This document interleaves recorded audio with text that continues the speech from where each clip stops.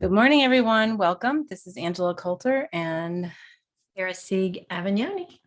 bringing you this week's Ascended World. So yes, we're on a little late this morning. Well, not really late. Nothing is ever late. It's always just perfect in whatever timeline it exists in. But yeah, that was all me because we just got in last night. So I was like this morning getting ready. I'm like, oh shit, what time is it?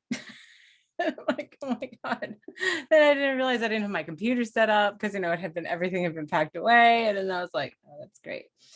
So here we are, still adjusting to whatever time zone I'm in today because I've been through, several in the last couple of days coming back from Hawaii.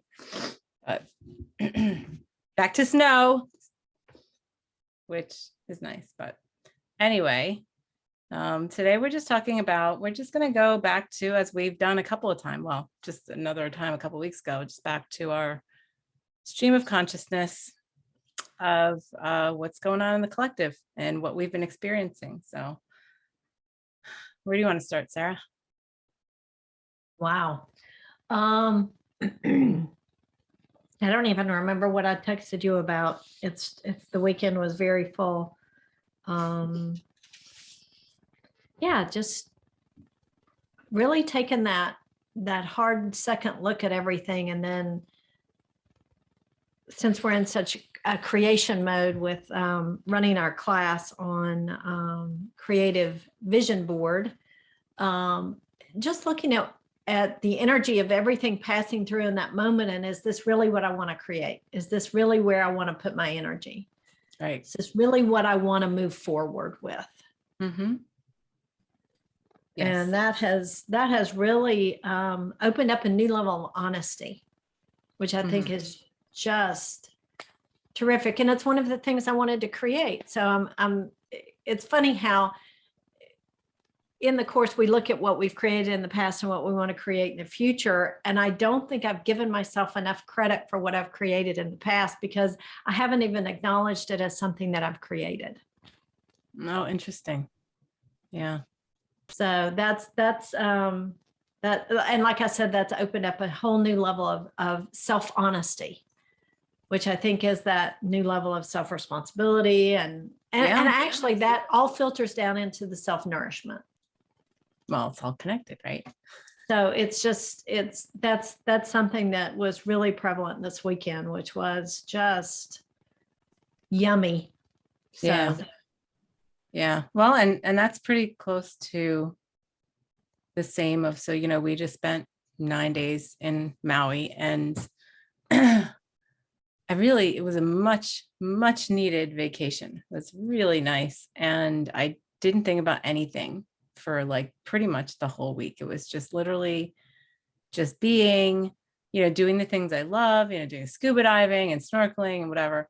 And so the biggest thing that I've brought back with me has to do with the whales. The humpback whales are everywhere, right? They're everywhere there because it's the middle of breeding and birthing season in Hawaii. And they literally, every place you look in the water, there's a tail, there's a fin flapping, there's a breach, there's a spout. Like no matter where you are, you just look out off the shore and you see them. And the coolest thing was the second day we were there, we went on a whale watching thing and it was like a little pontoon boat. And I posted, the pictures on Facebook where like a mama and her baby calf just came right up to us, right? And such an immense energy. They have such an incredibly beautiful, beautiful energy. We had that in Orcas Island when we saw, the humpbacks in October. And this is like, literally like she was 5 feet away from me, right? I could have reached out and touched her, but I was taking a picture. And then they were just underneath our boat. And the whole time I was there, every time I was on a boat, they would come right up to the boat.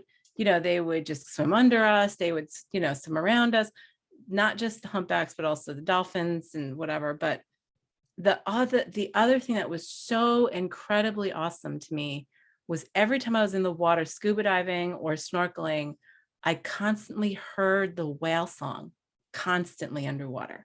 And it was so beautiful. And then just to feel it going through you all the time.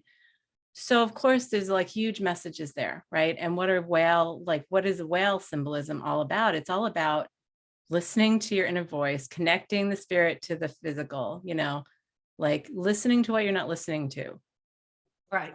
Right. And being honest with yourself, and and in such an etheric and beautiful way, though, that there's no need for self, deprecation or, judgment or anything like that. But it was just, and it's funny because I didn't realize how immersed I was in it until I left. Right. And then you leave and you're like, oh, I missed that. Like, where, it's like I miss just looking up and having whales around me all the time. So to me, it's the same thing, right? And looking at that, my journey home has been really holding that, committing to holding that energy of honesty and authenticity in such a smooth and easy way, because there's such graceful, like such huge, but graceful and chill creatures, like, here I am, this is what I'm doing. I'm a whale, I'm being a whale, I'm doing everything, that whales do. And so we get so lost on, I realized so many different layers of, and it was funny because one of the things that kept on reflecting back to me with the people that we were there with was this energy of stopping short of our own realization, right? So like, I'm doing this, and then, oh, I'm tired, I'm going to give up. It's too hard. The ego is just too uncomfortable, whatever, 1,000 excuses. And then like having the answer or whatever pop up literally 5 feet later, 5 minutes later, 5 hours later, because it's there. And it's this realization of, do we allow that of ourselves? Do we allow ourselves? And so, then you got to ask yourself, because we create that, right? You create that for yourself. So why are you denying yourself the answers? Why are you denying yourself what you desire? Right. So that's really where I've been looking. And yeah, it just kept on hitting me every time somebody around me would give up on something, what they wanted to do or wanted to happen would happen right after they gave up. And I was witness to that over and over and over again for the entire time we were there. That's a strong message. Yeah. And it was pretty much, I think that was what, to me, I was like, so what is that saying to me? And it's like, sort of this, like, okay, you have this moment, you're having this moment of, do I just throw the towel in and just give up? Right. I honestly have been considering that for months. And I sort of felt like that was a strong message of, yeah, no, you're there. Just be patient,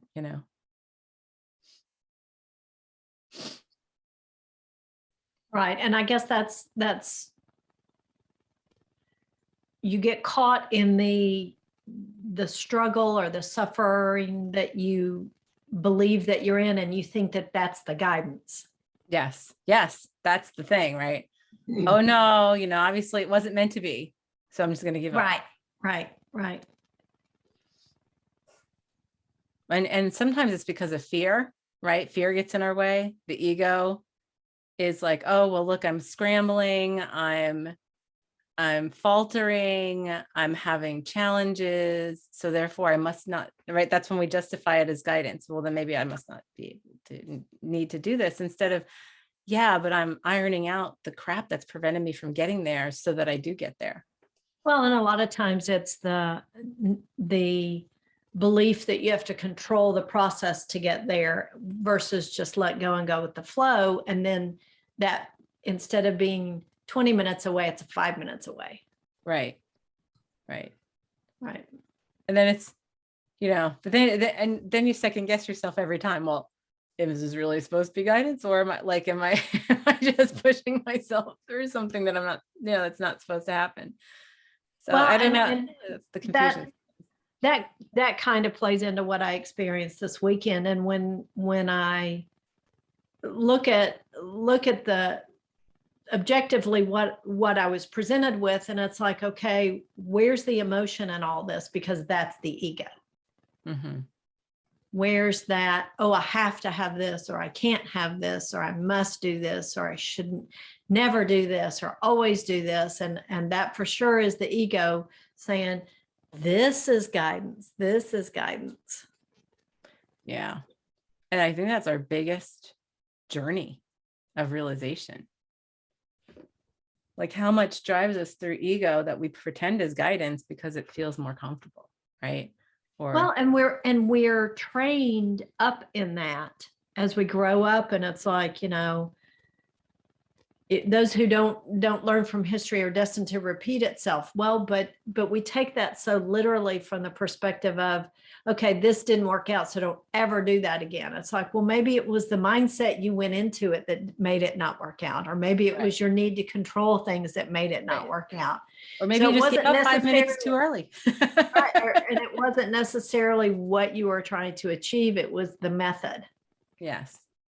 Well, and that's part of the lesson in itself, right? Right. So, yeah. So that's been, and then sitting in that for, the week and a half what is my voice telling me? What is really my voice telling me? If I'm totally removed from my normal environment, totally removed from the normal chatter, right? That's in my everyday environment, in a place where, that's beautiful and there's nothing that's wrong. Like everything is great, right? Immersed in this, in everything I love, right? Right. What is my inner voice telling me? And it's funny how differently it rings, right? In that kind of environment. Well, so here's the thing. So I'm coming back yesterday, I'm on the plane. I'm like, oh, it feels so clear, blah, blah, blah. We come home and nothing was bad. Everything was fine. The kids did great taking care of the house, and my adult kids took, great taking care of the cats in the house. And, they got us dinner and we sat together and, did our give everybody souvenirs. And then we were talking about, they're giving, the trip, and they were talking about what went on this week, and everything was fine. There was nothing that was wrong. But I found that by the time I went to bed, I was starting to get triggered for no reason. And I'm like, what is this about? And then this morning I was like even more triggered, and I was like, wow. And I was observing that going, there's nothing here to trigger me except just being here. Right. Right. And then I was like, well, I need to look at that because that's important to change. Right. This is my home. Now, I've been experiencing similar, not on that bold of a scale, but it's almost like I'll think about a situation and realize that in thinking about it, I'm taking the whole situation and like trying it on. Mm-hmm. And it's like, I don't like that. It doesn't fit. And so I take it back off, and it's like, I don't choose to do that.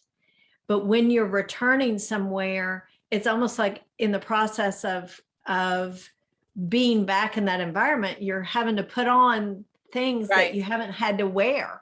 Right. Right. You felt free of, right.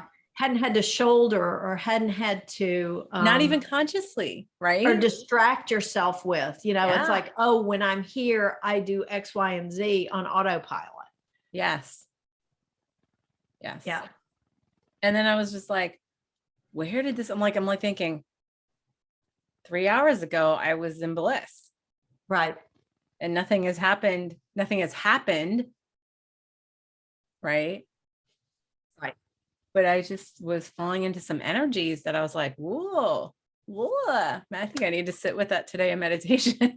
Just sort of clear all that out.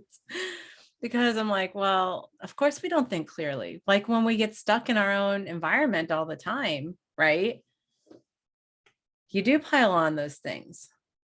Well, and then the next question is that I always ask myself, so if I had that pure bliss all the time, so I take myself and I permanently stay in that place, would I just eventually develop the same energies Right. there because I haven't really discovered what the root of those are. Right. Right. And it's okay for 10 days, 2 weeks, maybe even a month. But then they still eventually crop up and because it's like, I will not be ignored. Right. Right. The ego goes, okay, I've given you a break. Right. Or it's like your unconscious is saying, you still want to create this. Mm-hmm. So let's look at that. Right. Right. And so, yeah, finally, that's how I just stopped the irritation, was observance of, wow, I'm having a little bit of a rough landing into this, coming home. And it's funny because, like I said, there was nothing particular to trigger me, nothing. Like, everything's been smooth, nothing's broken, nothing, happened. Everything is fine. I was very happy about all that. The kids were like in their 20s. They were so happy to tell me about the snow we got, and they like went and got, because they had nothing else to play. They went and got a piece of cardboard and like made that like a sled over in the Absolutely. park. And they played it, and it was like, oh, that's great. Like, so there was nothing. Like, they shoveled the sidewalk and the driveway. Like, everything was taken care of, which was all you can ask for, right? It was just, I found that I just felt like there's energetically. So when I looked at it, it's like, energetically, there's something about like immersing myself here after being there. And it's almost like I ignore. I think it's looking at why I ignore some purer parts of myself in being entrenched here. Right.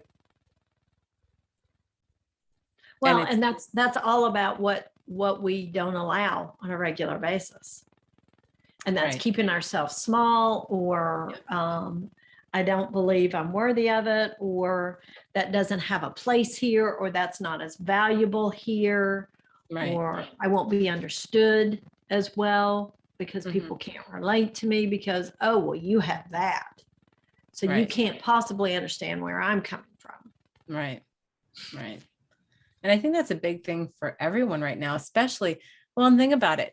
It's been 2 years, which is funny. It was something that hit us in the airport. One of the airports was somebody said, because somebody in the person at the desk, and they're getting ready to board one of the planes we were getting on, and well, remember, you have to keep a mask on. Nothing. She said nothing's changed. It's been 2 years now. It's the same, Right. You should know how this goes. Basically, you should know what to do, right? So this guy and his wife that were sitting across my husband and I, like, in the waiting area, looks up and he goes, God, it's been 2 years. And he goes, and he just shakes in his head and starts laughing. He goes, that is just crazy. And I said, yeah, it really sort of is, isn't it? Right. But then think about it. 2 years, people have been shut down in their environments. Right. In many ways. And they still won't, in many cases, won't leave their house, leave their environment for very long, go traveling, right? Go out very much, interact with others, and now they've immersed themselves in the layers and layers and layers of that stuff. Which, I feel like vacations and even just leaving our house or going to new places just to get a fresh perspective, like, and peeling off all those things of what we laden ourselves down with. I think that really makes it heavy for a lot of people. So collectively, taking it to the collective level, it's okay, well, you were starting to get good at listening to your inner voice before. How's that going now? Right. And the ego said, oh, wait. No. We can't let go of this. We can't let go of this. And look at what a great opportunity we have to pile all these things up like a big comforter and wrap it around ourselves and get lost in it. Right. Which, in some cases has been very, like caused more sickness and caused more stuff, but then also pushes a lot of stuff to the surface too, because you can't look at anything else. Right. So, I guess the question that we then have to ask ourselves is, how do we, because we still have a lot of people, a lot out there who are not ready, willing, and able to leave those spaces. Right. So then how do, I guess, and the question you and I have asked each other, asked ourselves, talked about a lot, is how do we help others to see that within themselves, to take that step and get out of their comfort zone? Well, and I think that honestly, the more nourished you are from within, the more you don't even see a comfort zone, because it's just, Right. it's an innate part of you. Right. And so you take, I don't want to say take more risks, because that's not really it, but you become expansive, Mm-hmm. which is flowing into new and different areas and finding a renewed joy and sense of amazement, because you're not so concerned with an agenda or having an expectation. And I think that really comes from that that sense of being nourished. Mm-hmm. Yep. And of course, that's the point of all of our classes, is to come to that place of that self-nourishment. It is. It is. It really is. And it's a evolving and ongoing process. It's not a once and done. Mm-mm. No, because look, you and I are discovering that about ourselves every single day. Right. Like new things every week. And yes, we talk about a lot of the same topics, but from new perspectives, because we observe it differently. Right. Right. And I guess at the end of last week, I had a whole new set of ahas about guidance and hidden messages. But it was nothing new, but it was just that new understanding of, this has been in my face all this time, and how, we always talk about the external world as really just a reflection of the internal world. And, we always get it backwards. Well, if I can just get this fixed, then I'll feel better. Mm-hmm.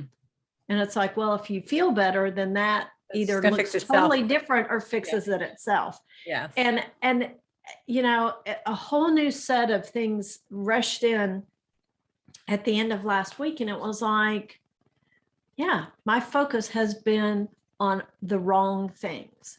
And I hate to use the term wrong, because there really is no wrong, but I was tired of being delayed. I was tired of being distracted. So from that perspective, that was the wrong choice for me.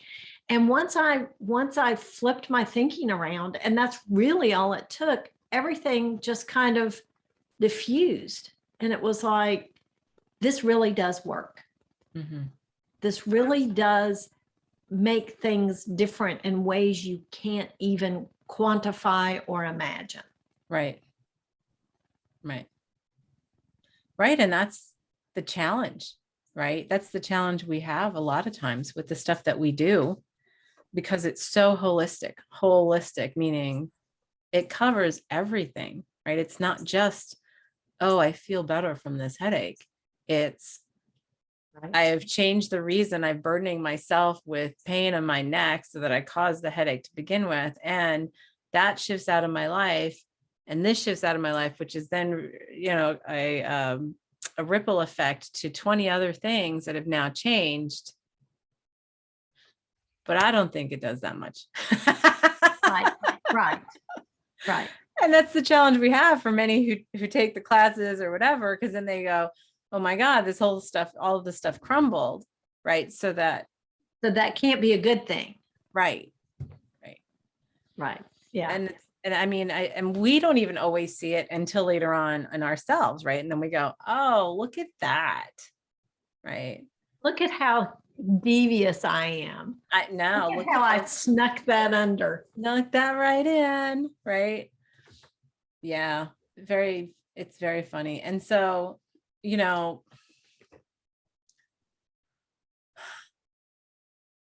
the only way to change it, and sometimes we feel like we're walking blindly in the dark.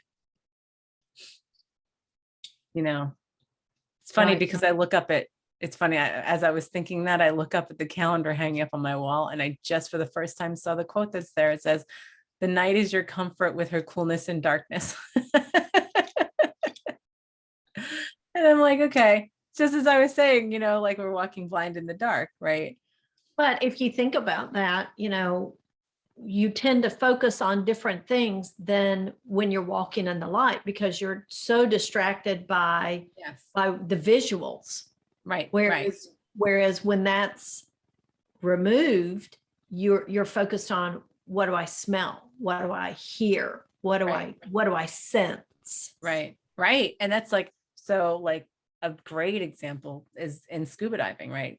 Is the same thing, because you're wearing goggles, right? So you're looking in one direction, right? But you learn eventually, the more you do it, you learn how to read the current, right? You learn how to read the fish around you and what's going on in the whole environment, because you're just so focused, in such a different way, right? Than when you're above water. You hear things differently. Like I said, the whale songs around us, and they're probably, all around us and within a couple miles, even if I didn't see them, while we're under, they're there. And that gives you this different awareness of space. Right. I bet. Of recognizing how much you're a part of, at once. Right. And I've often said that if we could see different wavelengths, we would be amazed at what flows through our air. Yes. That we are totally unaware of because we don't see it. Yes. But that it's there. And I really think, and I think that the movie Lucy alluded to a lot of that when she was, expanding her brain capacity. And she was seeing streams of consciousness and seeing. Yes. But if imagine if that was all color and we could see those wavelengths. Well, and that's what it felt like when you hear the whale stuff, right? Right. Because you're being immersed in this other vibration of communication, right? That we're not used to. And the thing that had occurred to me when we were in Orcas Island on the retreat in October was, when we were first around them, was they're watching us. They're holding space. They have such a larger perspective of what's around us than us, that they're holding space with us. We think we're holding space with them, but they're actually holding us within their space. Right. Within their vibration, to remember. And it feels like this interconnectivity, right? That's simple to them. Right. Well, and when you read about horses, and horses can sense a human heartbeat at like feet away, and they recognize that individual based on that. And I mean, horses compared to us are large. I mean, change that to the whale scale. I know.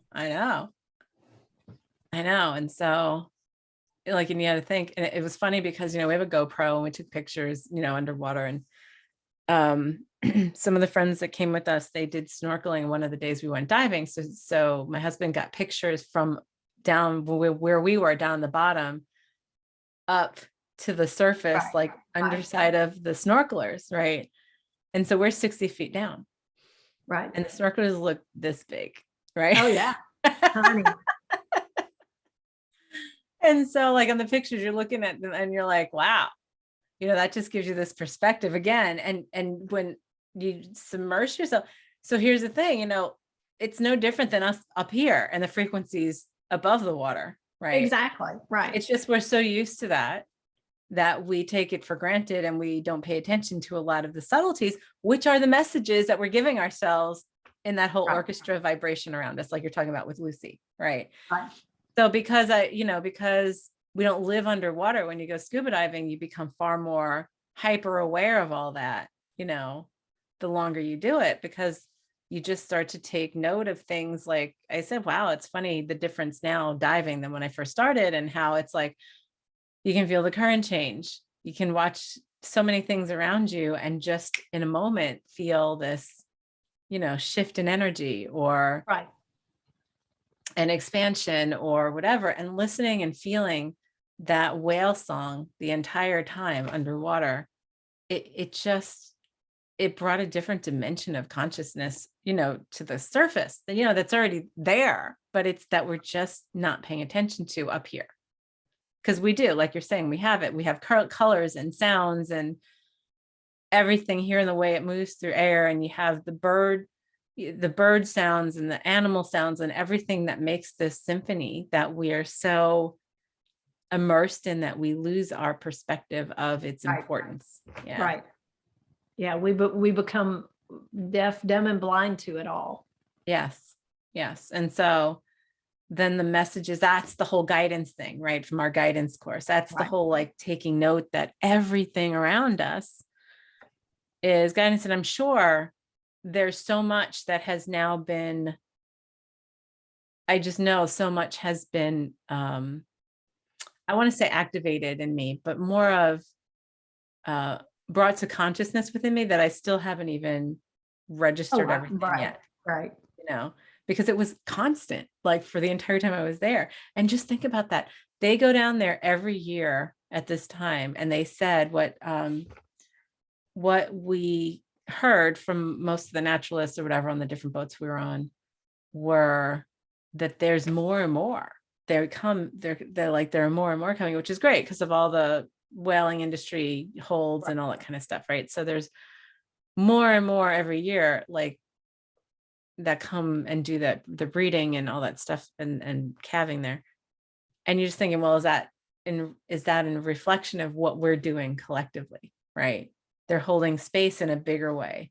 They're helping in a stronger way, right? In a different, yeah, like you're saying, the size of them. It's incredible. When you first started, like, right up next to them, you don't realize how big they are. Right. When you're on this pontoon boat and the whale just goes right underneath you, like you're nothing but a rock in the ocean. You're like, wow, that's pretty incredible. But it's a different, it's just a completely new way of reminding ourselves to pay attention.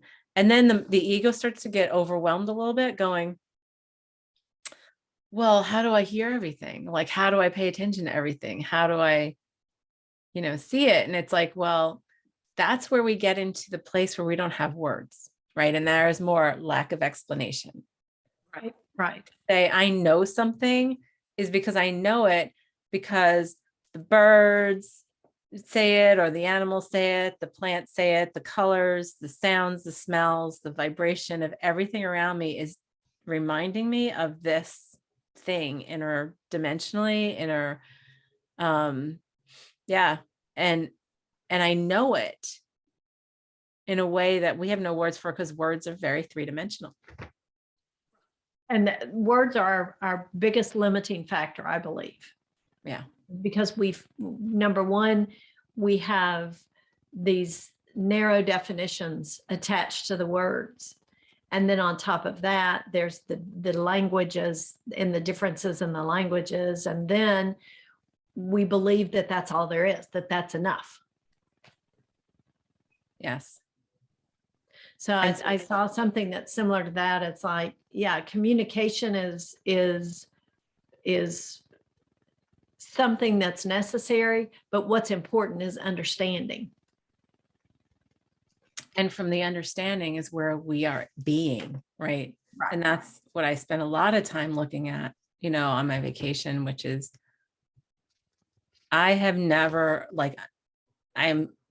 never so full and aware in vibration as when I'm just being, right? And we talk about it and talk about it and talk about it and talk about it, and we don't do it. Right. So, and I think I saw, or I read somewhere that, people, like, out of all the states, I think Hawaii people have the most quality, the best quality of life or whatever, anything. And people say, oh, but it's so expensive and this and this and this. But people are very happy, like being very simple, right? Right. And it's a different way of being, which, you know what, the whales are great at, because you know what, they're, like I said, I think they're giving us a whole lot more in reminders and messages and their vibration and their communication and stuff than, all they're doing is being whales. They're just swimming back and forth, doing their thing, existing as part of the symphony. And it's like, oh, wait, we do that. We do that before we build on all those layers of stuff of what we have to do. Right. And be for other people. Yeah. Yes. And that was apparent too. That was apparent because there were things and interactions that we had that it was funny, because I was like, well, and how much it triggers other people when you don't do what they, or you're not being who they want you to be, and you're just being yourself. Right. And when you don't care, and I'm not saying you don't care you're not invested. When you're not invested in that, and you're like, okay, well, you can get triggered. Right. I'm just going to be me. Have fun with that. Right. We take that with offense. The ego takes that, offensively. So, yeah. So I guess the message from that is for us this week has to do with really, committing ourselves to, and of course, what does that do? That ties it right back into our class, our vision, our Wonder Vision Board class, which is listening to the energies versus creating and controlling through the things, right? And the boxes and the doings. Right. Because all of these things in our 7 essences are really, let me just look. Yeah, they're all beings. I mean, guidance seems to be a thing, but it's really an immersing yourself in the knowing. Right. And the allowing. Yeah, and the allowing part, right? So worthiness. And I mean, we say it's a thing, but it's really it's an energy, right? Worthiness and trust.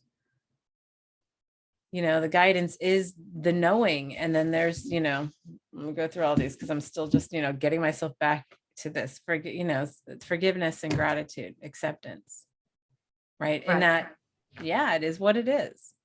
Yeah. Self-responsibility, the shadow. Yeah. And I mean, the beauty of the shadow. Right. I look at, what are the whole Hawaiian Islands are all volcanoes, right? Right. Created by fire. Right. Which most people would say are bad things. Right. Right. And yet it's some of the most beautiful landscape you're ever going to look at, so we consider it beautiful because of the depth and the contrast, of the textures and the visuals, and that's the shadow. Right. So if we don't appreciate that, well, so the shadow is a thing, but it's also a perception of depth. Right. Right. Well, and it's I don't know. I still look at it as a construct of duality, and it's it's laden with judgment and limited perception, and it's just, it's I don't know. It's everything we make it or not make it. Right. Right. And then, self-love, which is the being, coming to the place of being. Right. Giving yourself permission to just be, because you're already perfectly divine and complete and realized and enlightened. Yeah. You just got to allow your whole being to be, instead of just, shutting down the parts. It's the opposite of what we think. We think we have to attain instead of, letting go and allowing. Right. And it's that whole thing that the key to expansion is not going out, it's going in. Yes. So our clearing then would be what today? All that in a little nutshell. Right. Remembering our pure, I allow myself, what do we do? I'm worthy to remember how to allow myself to be the pure essence of my being, to allow myself to communicate that with me. It's all about me today, I think. Yeah. Oh, it definitely is. Give myself permission to embody that. Yeah. In every moment, in everything I am. I don't want to say in everything I do, because that comes from the being, right? Right. And everything Right. yeah, that feels good. Let's do that. Let's do that. All right. So everybody, as we always do, we're going to set ourselves in this energy. We close our eyes, take a deep breath. As we step out of separation into wholeness and oneness, back into that space, and hold that vibration where that is our truth. That is from where we exist, create, and experience. Let's go.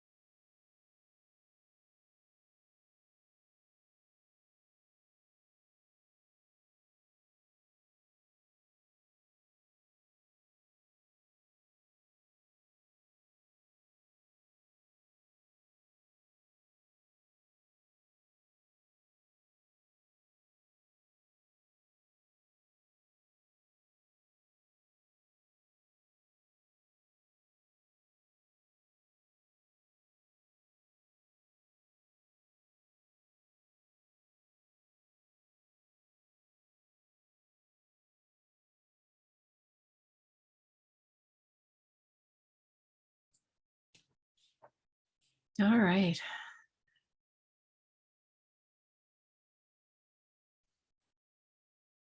Which is peaceful for me. That was very peaceful. Yeah. Very flowing. Yeah. Like a breath, just a breath kind of thing. Yeah. Yep. Which is a good reminder for me while I'm figuring out this re-immersion. So, all right, everyone. Thank you for joining. Look at that this week. Keep it, constant observation. And if you're ready to take some steps, then, you can still sign up for our Wonder Vision board. Any of our classes. But we can still do the Wonder Vision board, just even though we started already, doesn't mean you can't still take the class. It's because it's pretty much, it's mostly self-guided. We do one live weekly, but we also post the video from that as well. So thank you for joining us. We will see you next time. This is Angela Coulter and Sarah Sieg Avignoni signing off with this week's Ascended World. Have a great one.